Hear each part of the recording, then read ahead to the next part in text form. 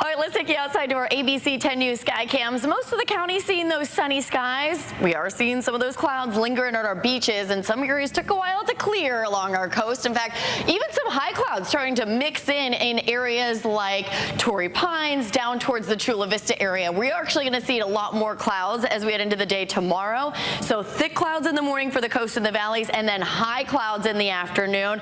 Overall, I'd say most of the day we're going to be partly cloudy tomorrow. All right, the National Weather Service just issued the high, so I didn't get a chance to build the map to show you, but Campo did set a record high today. We climbed to 89 degrees, so we broke the record of 87. Ramona and Alpine were just a degree or two shy of their record highs, but we did not set those records.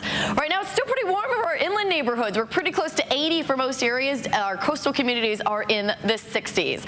All right, tomorrow, you can see those clouds kind of sticking around through the day. So for the coast, I would say most areas will be mostly cloudy to partly cloudy. Into the afternoon, uneven clearing for some areas with temperatures mostly in the mid-60s. For the inland neighborhoods, also seeing those high clouds in the mix in the afternoon, so not as sunny as what we've been seeing this week, but also not as hot. Temperatures will be mostly in the 70s, though I am forecasting a couple of 80s tomorrow in areas like Escondido and in Poway. The mountains cooling off to the low 70s for Julian, mid to upper 60s for the Mount Laguna and Palomar Mountain areas, and the deserts still hot, not as hot though. Temperatures will be in the 90s here, and we will notice some gusty westerly winds targeting the mountain and deserts into tomorrow. Could see westerly winds at anywhere from 25 to 35, maybe up to 45 miles per hour.